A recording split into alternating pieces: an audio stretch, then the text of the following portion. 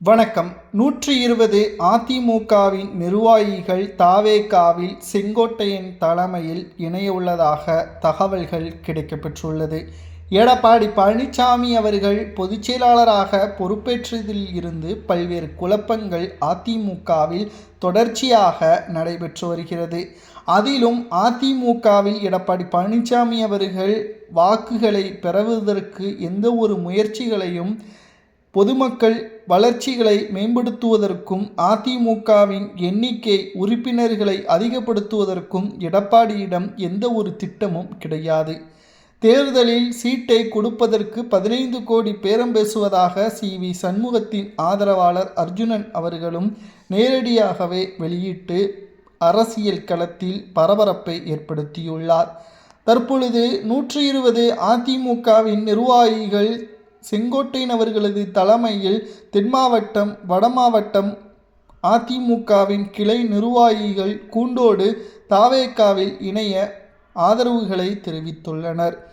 இதனால் எம்ஜிஆர் அவர்கள் உருவாக்கி அதிமுகவை சிறப்பாக வழிநடத்திய ஜெயலலிதா அவர்களுக்கு தற்பொழுது மிகப்பெரிய அளவிலான ஒரு துரோகத்தை எடப்பாடி செய்துவிட்டார். கட்சியின் நன்மைக்காகவும் வளர்ச்சிக்காகவும் எந்த ஒரு முடிவை வேண்டுமானாலும் எடுக்கலாம்.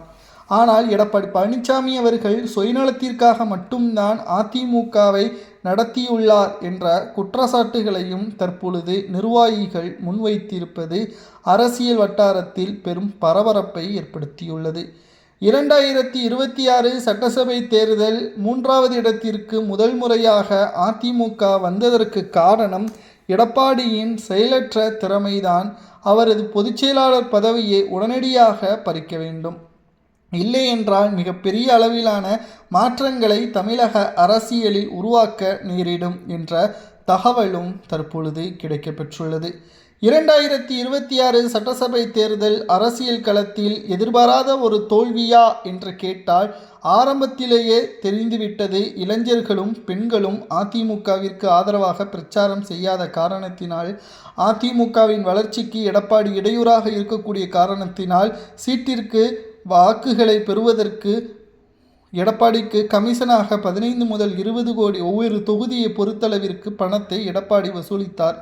இதனால் தகுதியும் திறமையும் இருந்தும் வேட்பாளராக நியமிக்க முடியாமல் பணத்தை இருப்பவர்களுக்கு வேட்பாளராக களமிறக்கப்பட்டதன் காரணமாகவும் தோல்வியடைந்ததாக கூறி 120 அதிமுகவின் கிளை நிர்வாகிகள் செங்கோட்டையன் தலைமையில் தாவேகாவில் இணைந்திருப்பது அதிமுகவில் அரசியல் வட்டாரத்தில் பரபரப்பை ஏற்படுத்த உள்ளது. மேலும் இவர்களது முடிவு சரியா தவறா என்பதை மக்களாகிய உங்களது கருத்துக்களை கமெண்ட் வாயிலாக கூறுங்கள். நன்றி, வணக்கம்.